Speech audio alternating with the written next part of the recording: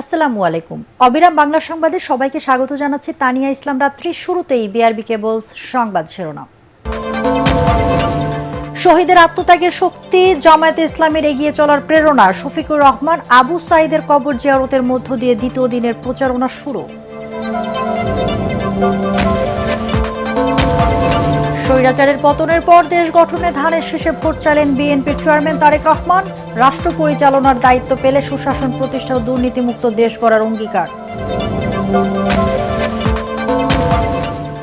একটি বড় দল আচরণবিধি মানছে না অভিযোগ আসিফ মাহমুদের। গণমাধ্যম তাদের বেশি গুরুত্ব দিচ্ছে। ভোটের ফলাফল পর্যন্ত জনগণকে সতর্ক থাকার আহ্বান রুমিন ফারহানা। এবং বাগেরহাটে ৯ মাসের শিশু সন্তানকে হত্যার পর ছাত্রলীগ নেতার স্ত্রীর আত্মহত্যা।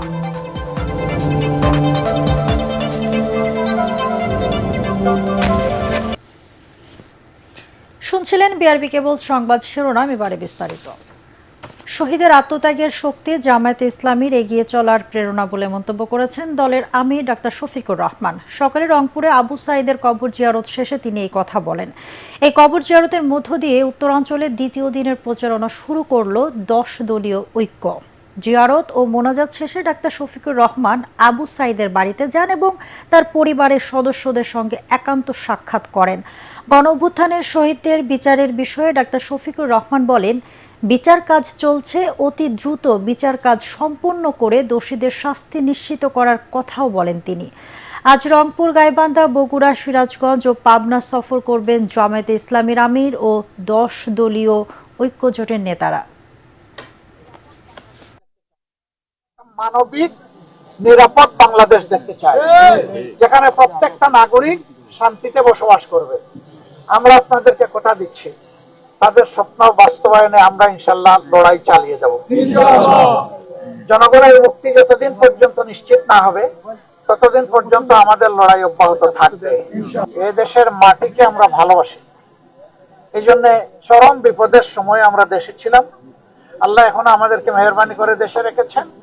কথা দিচ্ছি, আগামীতে পরিবেশ যাই হোক, আল্লাহ তাআলা আপনাদের সাথেই আমাদেরকে রাখবেন ইনশাআল্লাহ।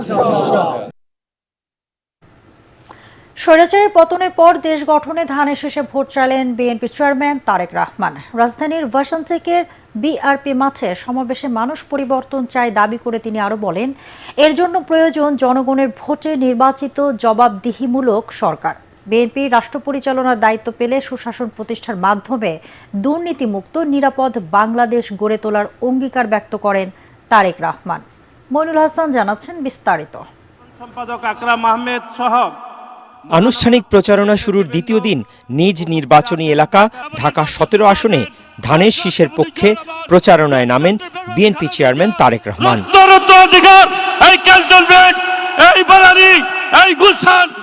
রাজধানীর ভাসানটেকে সমাবেশে ক্যান্টনমেন্ট, গুলশান, বনানী থানা এলাকার বিএনপি নেতাকর্মী ছাড়াও বিপুল সংখ্যক সাধারণ মানুষ যোগ দেন।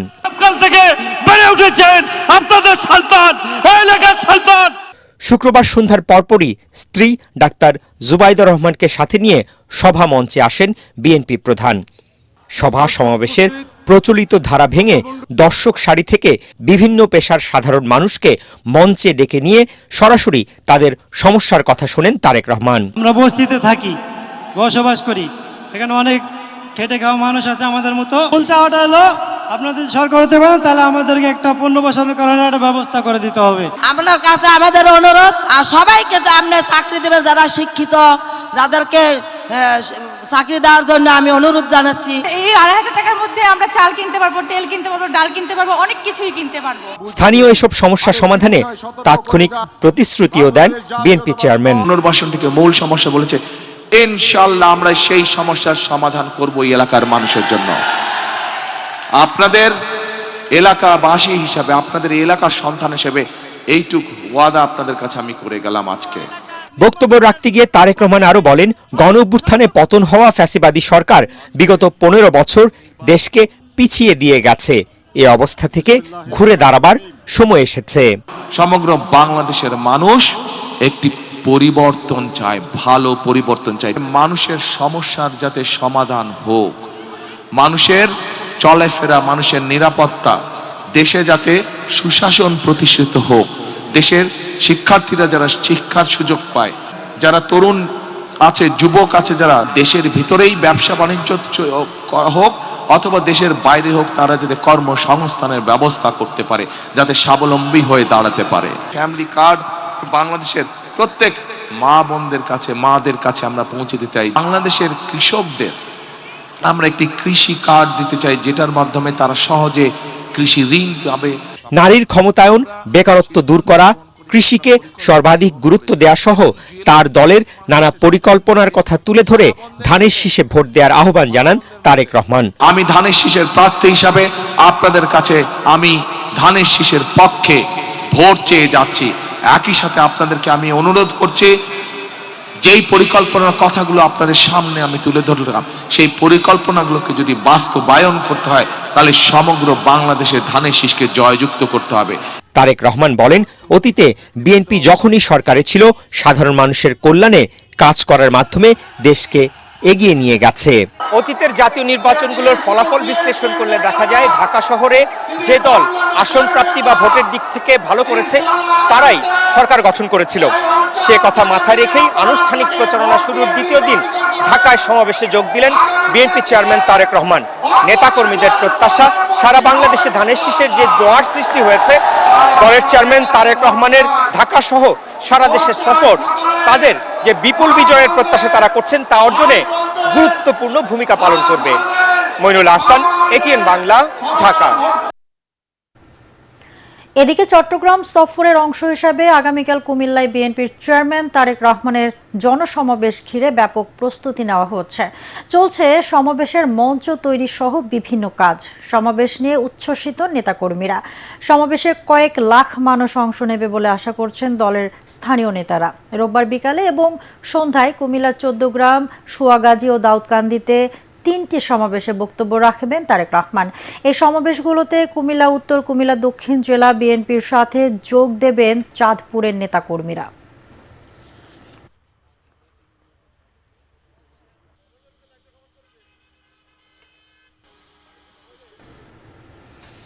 ত্রয়োদশ জাতীয় সংসদে একটি বড় দল প্রতিনিয়ত নির্বাচনী আচরণবিধি লঙ্ঘন করছে বলে অভিযোগ করেছেন এনসিপির নির্বাচন পরিচালনা কমিটির চেয়ারম্যান আসিফ মাহমুদ সজীব ভুঁইয়া। রাতে রাজধানীর বাংলা মোটর কেন্দ্রীয় কার্যালয়ে সংবাদ সম্মেলনে তিনি এই কথা বলেন। এ সময় তিনি প্রচারণায় কয়েকটি গণমাধ্যম বিশেষ ওই দলকে বেশি গুরুত্ব দিচ্ছে বলেও অভিযোগ করেন। একই সাথে নির্বাচনের সময় ভোট কেন্দ্রে যদি সিসিটিভি ক্যামেরা না থাকে তাহলে নির্বাচন কমিশনের দায় বহন করতে হবে বলেও হুঁশিয়ারি দেন আসিফ মাহমুদ। আমরা দেখেছি যে বিএনপির চেয়ারপারসন জনাব তারেক রহমান নির্বাচনী প্রচারণা করছেন, তবে সেক্ষেত্রে তারা আচরণবিধি লঙ্ঘন করছেন। আমরা স্পষ্টভাবে বলে দিতে চাই, আমরা এর আগেও মিডিয়ার দলীয়করণ দেখেছি এবং মিডিয়ার দলীয়করণ হলে সেটার ফলাফল কি হয় সেটাও দেখেছি। আমরা আহ্বান জানাবো বাংলাদেশের যারা মিডিয়ার মালিকরা আছেন এবং যারা রিপোর্টাররা আছেন সকলকে, যে এই নির্বাচনের মতো গুরুত্বপূর্ণ সময়ে রাষ্ট্রের একটা গুরুত্বপূর্ণ স্তম্ভ হিসেবে আপনারা নিরপেক্ষ ভূমিকা পালন করবেন এবং কাভারেজ দেওয়ার ক্ষেত্রে সকল দলকে সমান সুযোগ দেওয়া হবে, এটা আমরা প্রত্যাশা করব। ত্রয়োদশ জাতীয় সংসদ নির্বাচনের প্রচারণার উৎসবমুখর ঢাকা। সভা সমাবেশ, জনসংযোগ ও মিছিলে সরগরম রাজধানীর অলিগলি। মার্কা হাতে নানা প্রতিশ্রুতি নিয়ে ভোটারদের দাঁড়ে দাঁড়ে গিয়ে দোয়া ও সমর্থন চাইছেন প্রার্থীরা। রাজধানী ঘুরে নির্বাচনী প্রচারণার খবর জানাচ্ছেন সাজ্জাদ জাহান। নির্বাচনী মাঠ এখন সরগরম। প্রচারণায় বিধিনিষেধ না থাকায় রাজধানীর অলিগলি, পাড়া মহল্লায় এখন উৎসবের আমেজ। জমে উঠেছে ভোটের মাঠের আসল লড়াই। এদিন বাড্ডায় প্রচারণা চালান ঢাকা 11 আসনের 10 দলীয় জোটের প্রার্থী ও এনসিপির আহ্বায়ক নাহিদ ইসলাম। যে কোনো পরিস্থিতিতে ভোট কেন্দ্র দখলের পায়তারা রুখে দেওয়ার প্রত্যয় ব্যক্ত করেন তিনি। 12 ফেব্রুয়ারি আমরা ভোট প্রদান করব, ভোট কেন্দ্র পাওয়া দিব। শাপলাকলিকের সমর্থকদেরকে কেউ যদি হুমকি দেয়, কেউ যদি ভয় দেখানোর চেষ্টা করে, আমরা প্রতিরোধ করব, পাল্টা আঘাত তৈরি করব ইনশাআল্লাহ। এই আসনের বিএনপির প্রার্থী এম এ কাইয়ুম প্রচারণার পাশাপাশি কম্বল বিতরণ করেন। ঢাকা 11 আসনের জনগণের ধানের শীষে আমাকে বিজয়ী করবে এবং তারেক রহমানের নেতৃত্বে একটি বৈষম্যহীন উন্নত কল্যাণ রাষ্ট্র প্রতিষ্ঠা করব। জুমার নামাজ শেষে প্রচারণায় নামেন ঢাকা ৮ আসনের জামায়াত এনসিপি জোটের আরেক প্রার্থী নাসিরউদ্দিন পাটোয়ারি। বলেন, প্রথাগত রাজনীতি থেকে বের হয়ে জনগণের কাতারে এসে কাজ করতে চান। 12 তারিখের পরে কোনো ঢাকা ৮-এর কোনো ব্যবসায়ী থেকে 1 টাকাও চাঁদা নিতে আমরা দিব না কাউকে, এবং আমরাও নিব না ইনশাআল্লাহ। আমাদের স্লোগানে উঠেছে, চাঁদা দেব না, নেব না, নিতে আসলে প্রতিরোধ হবে। এদিকে ঢাকা 17 আসনের জামায়াতের প্রার্থী ডাক্তার খালিদুজ্জামান নির্বাচনী সভায় জানান, ক্ষমতায় গেলে ন্যায় ও ইনসাফ প্রতিষ্ঠায় কাজ করবে তার দল। কোনো অপশক্তি যদি আমাদেরকে দুর্বল মনে করে তাহলে তারা বোকার স্বর্গে বাস করছে। ঢাকা 16 আসনে ধানের শীষের প্রার্থী আমিনুল হক ধর্মের অপব্যবহারের বিরুদ্ধে ভোটারদের সতর্ক থাকার আহ্বান জানান। ধর্মকে ব্যবহার করে সাধারণ মানুষের কাছে ভোট চাচ্ছে, তারা রীতিমতো ধর্মকে ব্যবহার করে তারা মিথ্যাচার করছে। ত্রয়োদশ জাতীয় সংসদ নির্বাচনের প্রচারণায় পিছিয়ে নেয় স্বতন্ত্র প্রার্থীরাও। ঢাকা 12 আসনের স্বতন্ত্র প্রার্থী সাইফুল আলম নীরব জানান, নির্বাচিত হলে সকল শ্রেণী পেশার মানুষকে সাথে নিয়ে এলাকার উন্নয়নে কাজ করবেন। আমরা এই জায়গাগুলো যদি আমরা ট্রাক স্ট্যান্ড নামে 5 বছর অথবা 10 বছর লিজ দিয়ে আমরা ট্র্যাকগুলো ওখানে রাখতে পারি, সরকারও লাভবান হবে, রাস্তাগুলো পরিষ্কার হবে। সাজ্জাদ জাহান, এটিএন বাংলা, ঢাকা। ভোট চুরি ঠেকাতে 12 ফেব্রুয়ারি নির্বাচনের ফলাফল ঘোষণা না হওয়া পর্যন্ত ভোটারদের সতর্ক থাকার আহ্বান জানিয়েছেন ব্রাহ্মণবাড়িয়া 2 আসনের স্বতন্ত্র প্রার্থী ব্যারিস্টার রুমিন ফারহানা। সরাইল উপজেলার পাকশিমুল ইউনিয়নের 5 গাঁওয়ে নির্বাচনী জনসভায় তিনি এই কথা বলেন। এ সময় তিনি আরো বলেন, হাঁস হলো ভাগ্য পরিবর্তন ও নতুন শান্তির প্রতীক, তাই এলাকার উন্নয়নের লক্ষ্যে ভোটারদের হাঁস মার্কায় ভোট দেওয়ার আহ্বান জানান তিনি। এই সভার মাধ্যমে তিনি তার নির্বাচনের প্রচারণা শুরু করেন। আগামী 11 ফেব্রুয়ারি বিকাল থেকে 12 ফেব্রুয়ারি নির্বাচনের ফলাফল ঘোষণা না হওয়া পর্যন্ত আপনারা সতর্ক সজাগ থাকবেন, কেউ যেন ভোট চুরি করতে না পারে।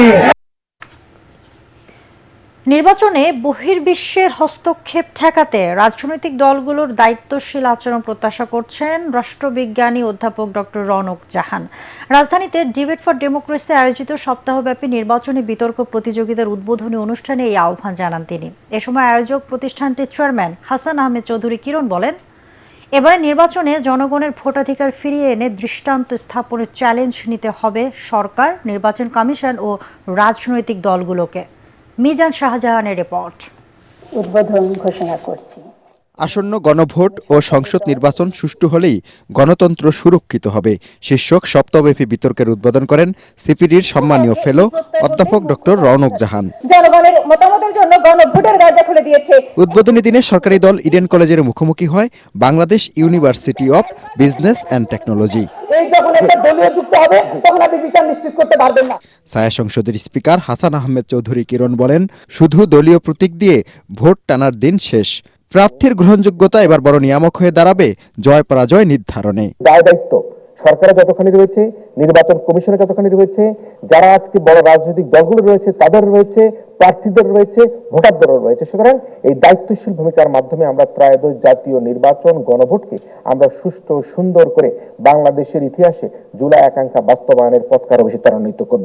এ সময় রাষ্ট্রবিজ্ঞানী অধ্যাপক ডক্টর রওনক জাহান বলেন, 54 বছরের সংকট রাতারাতি সমাধান হবে না। তিনি বলেন, অংশগ্রহণ করতে না পারা দল নির্বাচনকে বিতর্কিত করতে চেষ্টা করছে। নির্বাচন যে একটা গণতান্ত্রিক প্রতিযোগিতা, সেখানে অনেক তীব্র প্রতিযোগিতা করা যায় এবং একদল হারবে একদল জিতবে, এটা ভেবে রেখে তারপরের বারের জন্য আবার প্রস্তুতি নেওয়া, সেটা এখন পর্যন্ত আমরা সেই চর্চাটার মধ্যে আসতে পারিনি। নির্বাচনকে সামনে রেখে নয়াদিল্লিকে কূটনৈতিক শিষ্টাচার বহির্ভূত আচরণ না করার তাগিদ দিয়েছেন তারা। বাংলাদেশের নির্বাচনকে বিতর্কিত করবার জন্য আমাদের পার্শ্ববর্তী রাষ্ট্রে পতিত সরকার প্রধান তিনি নানা রকম অপতৎপরতা করছেন এবং সেই অপতৎপরতা সহযোগিতা করছে দিল্লি। দিল্লির এই সহযোগিতা যদি অব্যাহত থাকে, বাংলাদেশ থেকে পালিয়ে যাওয়া পতিত প্রধানমন্ত্রীকে বাংলাদেশের বিরুদ্ধে ষড়যন্ত্র করবার জন্য যদি এই ধরনের অপতৎপরতা চলতেই থাকে, দিল্লি যদি এই ধরনের কার্যক্রম করতেই থাকে, তাহলে প্রতিবেশী দেশ ভারতের সাথে বাংলাদেশের যে জনগণের সাথে জনগণের যে অ্যাটাচমেন্ট, সেই অ্যাটাচমেন্টটা কিন্তু টিকে থাকা রাখা সম্ভব হবে কিনা সেটি কিন্তু আমাদেরকে বড় একটা প্রশ্নের মুখোমুখি করে দিবে। আমাদের দেশের যে নির্বাচন, সেখানে অন্য কোনো দেশের তৎপরতা আমি একেবারেই পছন্দ করব না। এবং আমি বলবো যে আমরা আশা করছি রাজনৈতিক দলগুলো এরকম একটা সুযোগ করে দেবেন না। ইডেন মহিলা কলেজকে বিজয়ী বলে ঘোষণা করছি। বিতর্কে বিজয়ী হয় সরকারি দল ইডেন মহিলা কলেজ। মিজান শাহজাহান, এটিএন বাংলা, ঢাকা। বাগেরহাটে 9 মাসের শিশু সন্তানকে হত্যার পর ছাত্রলীগ নেতার স্ত্রী আত্মহত্যা করেছেন। শুক্রবার বাগেরহাট সদর উপজেলার সাবেকডাঙ্গা গ্রাম থেকে ঝুলন্ত অবস্থায় এই নারীর এবং মেঝে থেকে শিশুর মরদেহ উদ্ধার করে পুলিশ। আত্মহত্যা করা কানিজ সুবর্ণা স্বর্ণালী বাগেরহাট সদর উপজেলার ছাত্রলীগের সভাপতি জুয়েল হাসান সাদ্দামের স্ত্রী এবং জাতীয় পার্টির নেতা রুহুল আমিন হাওলাদারের মেয়ে। হত্যার শিকার শিশু নাজিম হোসেন ওই দম্পতির একমাত্র সন্তান। 5 বছর আগে ছাত্রলীগ নেতা সাদ্দামের সাথে তার বিয়ে হয়। জুয়েল হাসান সাদ্দাম বর্তমানে বিভিন্ন মামলায় যশোর কারাগারে আছেন। গত 5 আগস্ট ছাত্র জনতার অভ্যুত্থানের পর গোপালগঞ্জ থেকে গ্রেপ্তার হন জুয়েল হাসান সাদ্দাম। স্বজনরা জানান, স্বর্ণালী তার স্বামীকে খুব ভালোবাসতেন। স্বামীকে কারাগার থেকে মুক্ত করার জন্য দীর্ঘদিন ধরে বিভিন্নভাবে চেষ্টা করছিলেন।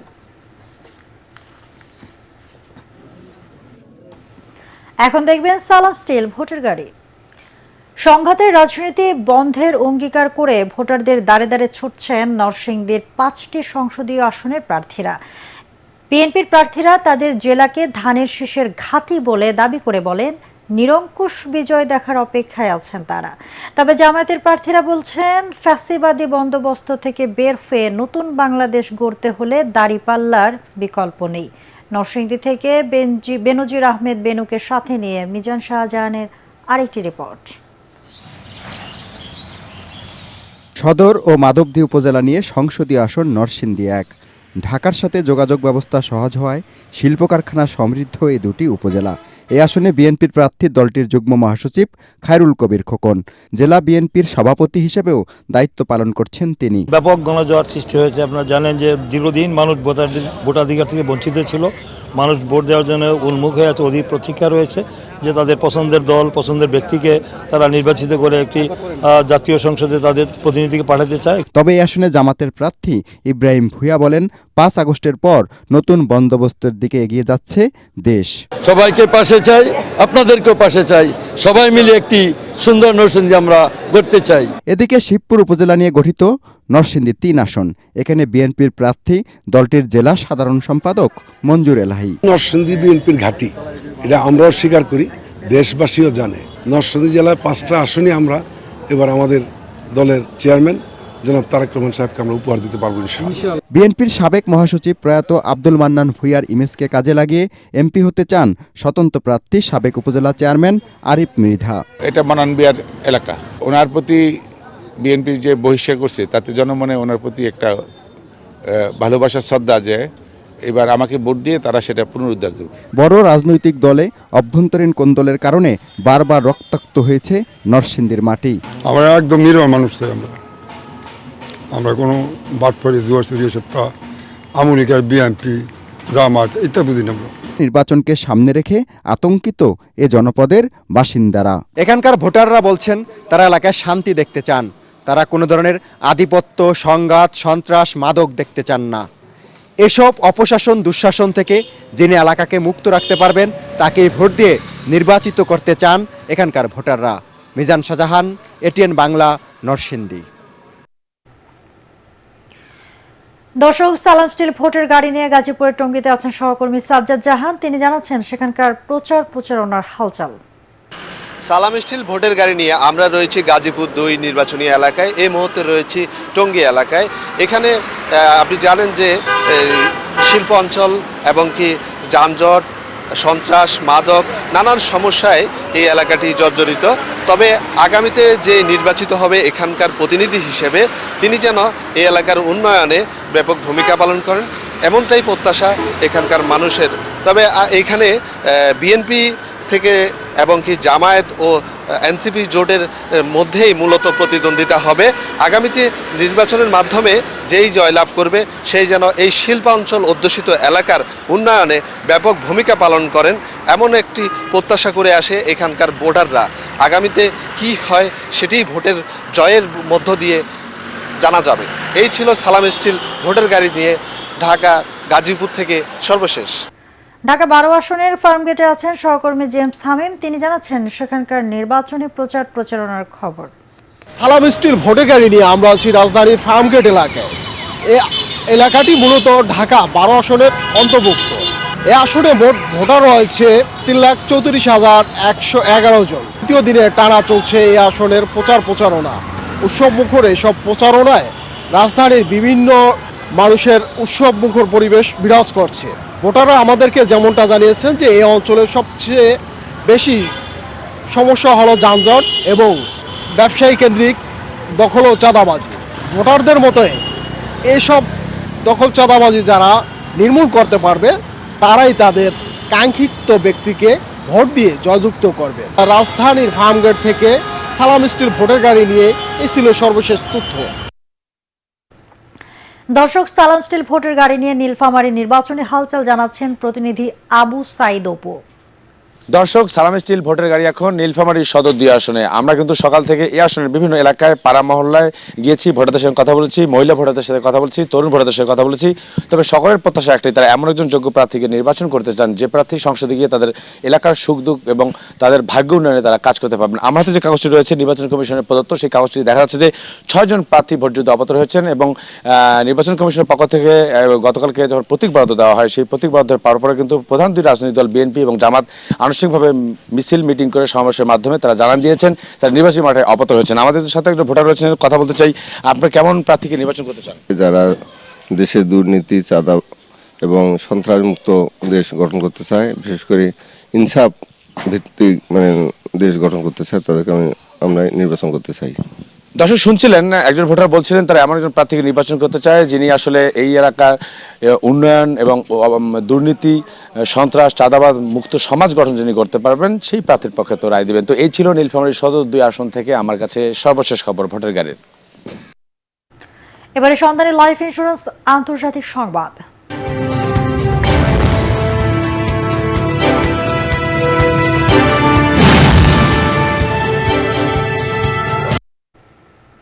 যুক্তরাষ্ট্রের মধ্যস্থতায় সংযুক্ত আরব আমিরাতে রাশিয়া ইউক্রেন যুদ্ধ বন্ধে প্রথমবারের মতো ত্রিপক্ষীয় বৈঠক শুরু হয়েছে। আবুধাবিতে আমেরিকা, রাশিয়া ও ইউক্রেনের প্রতিনিধিরা 2 দিনব্যাপী বৈঠকের প্রথম দিনে যুদ্ধ বন্ধ ও শান্তি চুক্তির বিষয়ে আলোচনা হয়।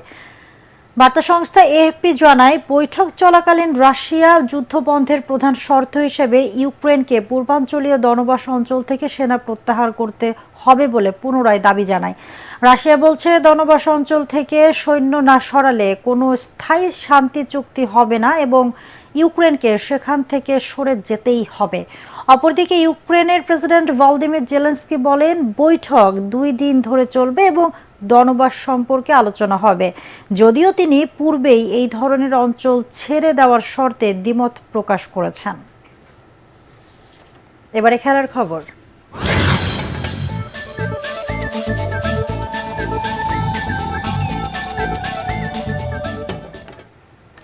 তানজিদ হাসান তামিমের সেঞ্চুরিতে আগে জয়ের ভিত গড়েছিল রাজশাহী ওয়ারিয়র্স।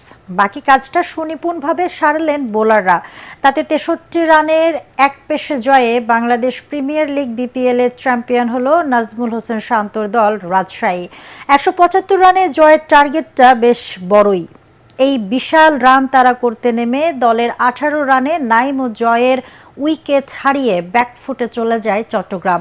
সে বিপর্যয় আর কাটিয়ে উঠতে পারেনি তারা। সতীর্থদের আসা যাওয়ার মাঝে মিরাজ বেগ 39 রানের ইনিংস খেললেও দলকে টেনে তুলতে পারেননি। রাজশাহীর বোলিং আক্রমণে দিশাহারায় চট্টগ্রাম। শেষ পর্যন্ত 111 রানে অল আউট হয় চট্টগ্রাম রয়্যালস। এর আগে মিরপুর শেরেবাংলা স্টেডিয়ামে ফাইনালে টস হেরে ব্যাট করে 4 উইকেটে 174 রান সংগ্রহ করে রাজশাহী ওয়ারিয়র্স। তানজিদ হাসান তামিম একাই করেন 100 রান। 62 বলে খেলা তার এই ইনিংসে 6টি 4 ও 7টি ছক্কার মার ছিল। চলতি বিপিএল আসরে এটি চতুর্থ সেঞ্চুরি আর টুর্নামেন্টের ফাইনালে তৃতীয় ব্যাটার হিসেবে সেঞ্চুরি করলেন তানজিদ। অন্য ওপেনার সাহিবজাদা ফারহান 30 রান করে সাজঘরে ফেরেন। পরে এই রানে জয়ের জন্য যথেষ্ট প্রমাণ করেন রাজশাহীর বোলাররা। শেষ করার আগে বিআরবি কেবল সংবাদ শিরোনাম আরেকবার। শহীদের আত্মত্যাগের শক্তি জামায়াতে ইসলামীর এগিয়ে চলার প্রেরণা। শফিকুর রহমান আবু সাইদের কবর জিয়ারতের মধ্য দিয়ে দ্বিতীয় দিনের প্রচারণা শুরু।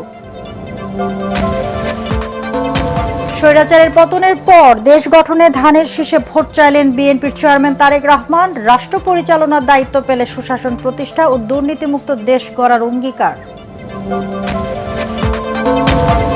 একটি বড় দল আচরণবিধি মানছে না, অভিযোগ আসিফ মাহমুদের। গণমাধ্যম তাদের বেশি গুরুত্ব দিচ্ছে। ভোটের ফলাফল পর্যন্ত জনগণকে সতর্ক থাকার আহ্বান রুমিন ফারহানার। এবং বাগেরহাটে 9 মাসের শিশু সন্তানকে হত্যার পর ছাত্রলীগ নেতার স্ত্রীর আত্মহত্যা।